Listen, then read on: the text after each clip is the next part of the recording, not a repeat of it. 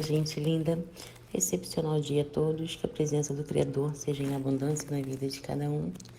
E vamos a mais um capítulo do nosso estudo, livro de Gálatas, capítulo 4.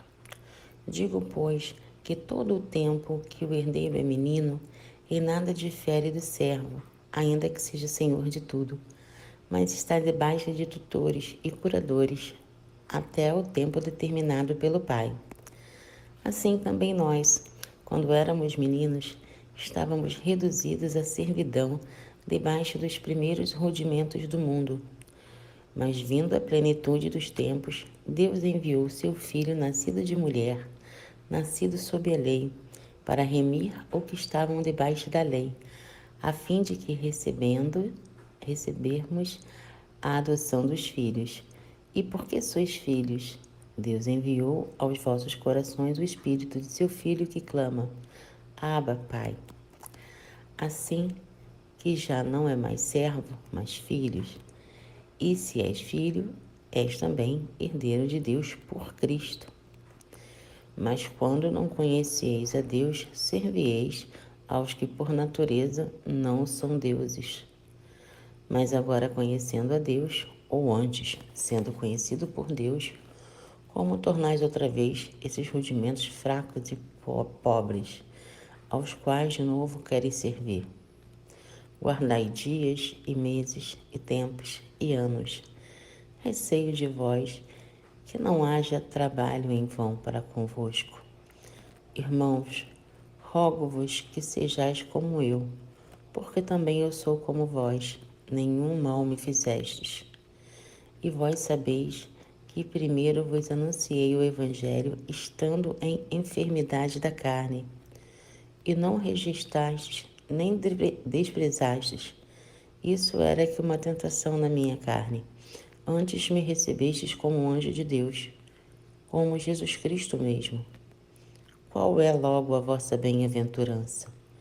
Porque vos dou testemunho de que, se é possível fora, arrancareis os vossos olhos e vos dareis. Fiz-me acaso vosso inimigo dizendo a verdade? Eles têm zelo por vós, não como convém, mas querem excluir-vos para que vós tenhais zelo por eles. É bom ser zeloso, mas sempre do bem, e não somente quando estou presente convosco. Meus filhinhos, por quem de vós sinto as dores de parto, até que Cristo seja formado em vós. Eu bem quisera agora estar presente convosco e mudar a minha voz, porque estou perplexo a vosso respeito. Dizei-me, o que quereis estar debaixo da lei? Não ouvis vós a lei? Porque está escrito que Abraão teve 2 filhos, um da escrava e outro livre. Todavia, o que era da escrava nasceu segundo a carne, mas o que era da livre, por promessa. O que se estende por alegoria, porque essas são as 2 alianças, uma do Monte Sinai, gerando filhos para a servidão, que é Agar. Ora, esta Agar é Sinai, um monte da Arábia, que corresponde a Jerusalém, que agora existe, pois é escrava com seus filhos. Mas Jerusalém, que é de cima, é livre, a qual é mãe de todos nós. Porque está escrito, alegra-te, estéril, que não dás à luz, esforça-te e clama, tu que não estás de parto, porque os filhos da solitária são mais do que os da que tem marido. Mas nós, irmãos, somos filhos da promessa como Isaque. Mas como então aqueles que eram gerados segundo a carne perseguia o que era segundo o Espírito? Assim é também agora. Mas que diz a Escritura? Lança fora a escravo seu filho, porque de modo algum o filho da escrava herdará como o filho da livre. De maneira que, irmãos, somos livres, somos filhos, não da escrava, mas da livre. Uau! A reflexão de hoje vai ser uma viagem dentro desse capítulo. Paulo aqui usa como exemplo a figura de um menino para nos explicar como a lei servia na vida do homem. O menino herdeiro será senhor de tudo. Porém, por ainda não ter atingido a maioridade, ou seja, a idoneidade, em nada difere do escravo. Embora o herdeiro de tudo, o menino permanece sob os cuidados de tutores e curadores até que chegue à maioridade. O tempo determinado pelo pai é a lei, tendo papel idêntico ao da lei que tutelava os israelitas, considerando que o herdeiro, enquanto menino, em nada difere do escravo. Segue-se que todos os judeus, antes de terem um encontro com Cristo, são meninos, visto que eram reduzidos à servidão. Na plenitude dos tempos, ou seja, no tempo determinado, Deus enviou seu Filho, nascido de mulher sob a lei.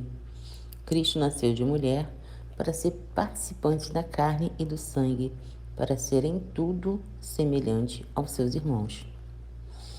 A vinda de Cristo ao mundo cumpre o tempo determinado pelo Pai, momento que torna possível aqueles que estão reduzidos à servidão receber a adoção de filhos, ou seja, serem aptos para participar da herança. Após terem recebido a adoção de filhos, os cristãos passaram a conhecer a Deus. A palavra conheceu neste verso possui um sentido diverso daquele que a nossa sociedade se acostumou. O conhecer bíblico refere-se à união íntima, união semelhante à do homem quando se une à sua esposa, ou seja, os cristãos passaram a ter comunhão íntima com Deus. Sobre este conhecimento, o apóstolo Paulo diz, um grande mistério, assim como diz em Efésios 5,32. Grande é este mistério. Digo-o, porém, a respeito de Cristo e da Igreja. O mistério não está no fato de Deus ter determinado que o homem deva deixar pai e mãe e unir-se, conhecer sua esposa, tornando-se ambos uma só carne. O mistério dessa ordem refere-se à Igreja, porque ao se tornarem filhos de Deus, cada cristão é membro do corpo de Cristo, ou seja, da sua carne e de seus ossos. Como diz também em Efésios 5, 30, 31, porque somos membros do seu corpo, da sua carne e dos seus ossos. Por isso deixará o homem seu pai e sua mãe e se unirá à sua mulher, e serão dois numa só carne. No versículo 9, o apóstolo Paulo demonstra estar inconformado com a situação atual dos cristãos da galáxia. Eles já haviam abandonado pai e mãe ao unirem-se com Cristo. Eram conhecidos por Deus porque se tornaram membros do corpo e da carne e dos ossos de Cristo, o verdadeiro Deus e a vida eterna. Como mostramos também no livro de Mateus 10, 37 e Mateus 19, 29, mas estavam se prendendo a rudimentos fracos e pobres. Os rudimentos fracos e pobres são o mesmo que guardar dias, meses, tempos e anos. O povo de Israel sempre guardou tais rudimentos, mas não era agradável a Deus, ou seja, nunca o conheceram. Como encontramos também em Isaías 29, 13, porque o Senhor disse: porque este povo se aproxima de mim, e com a sua boca e com os seus lábios me honram, mas com seu coração se afasta para longe de mim. E o seu temor para comigo consiste só em mandamentos de homens, em que já foi instruído. No versículo 11, Paulo demonstra estar preocupado com a maneira que os cristãos estavam se portando com relação ao Evangelho de Cristo, mas nutria a esperança de não ter trabalhado, evangelizado em vão. No versículo 12, Paulo invoca um sentimento de fraternidade, embora muitos cristãos estivessem dispostos a seguirem um pseudo-evangelho. Pseudo-evangelho significa evangelho falso, algo que não existe, um evangelho inventado por pessoas. Então, voltemos. Embora os cristãos estivessem dispostos a seguirem um pseudo-evangelho, o apóstolo dos gentios não estava rancoroso, pois a atitude deles não era uma afronta à pessoa do apóstolo, nem lhe haviam feito mal algum. A atitude deles de se afastarem do evangelho faria mal a eles mesmos, não ao apóstolo. No versículo 13 e 14, o apóstolo faz referência a algum tipo de enfermidade que havia cometido seu corpo, mas não podemos precisar qual foi. Apenas os cristãos daquela época souberam qual o problema de saúde de Paulo. Mesmo após observarem a enfermidade de Paulo, eles o receberam como se fosse um mensageiro, um anjo de Deus, como se fosse o próprio Cristo. Ora, se os cristãos convertidos tiveram a maturidade de receberem o apóstolo, mesmo vendo que ele estava enfermo, por que estavam retrocedendo aos rudimentos fracos e pobres? No versículo 15, a pergunta é direta: qual é a vossa bem-aventurança? Ou seja, qual é a sua alegria? A alegria deles não era Jesus Cristo? Eles eram bem-aventurados por crerem em Cristo somente. Está também em Gênesis 12, 03. No capítulo 16, Paulo utiliza um argumento bem convincente. Aquele que diz a verdade, em verdade, é um amigo e não um inimigo. Ao anunciar a verdade do Evangelho, mostrando a invalidade dos rudimentos fracos e pobres, o apóstolo estava revelando-se como amigo, um irmão. Os judeus demonstravam zelo pelos cristãos, mas não conforme a verdade do Evangelho. Parece que os judeus queriam tirar os cristãos do Evangelho verdadeiro com a intenção de serem eles o objeto de zelo dos cristãos. No versículo 18, Paulo demonstra que ser zeloso é recomendável, porém o zelo não pode estar apregoado com a prática para conquistar-se a salvação.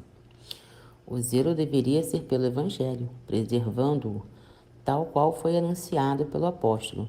Deveria ser constante, e não somente quando Paulo estivesse presente. Paulo paternalmente chama os cristãos de meus filhinhos, no versículo 19, ao ver que os cristãos estavam sendo tentados e que alguns estavam aderindo aos rudimentos da lei. O apóstolo novamente estava sofrendo como se tivesse de parto, até que Cristo fosse formado neles. Paulo não queria estar escrevendo repreensões. O desejo dele era de estar entre os cristãos da galáxia em outro tom de conversa. Ele estava perplexo pela decisão daqueles que queriam novamente sair debaixo da lei.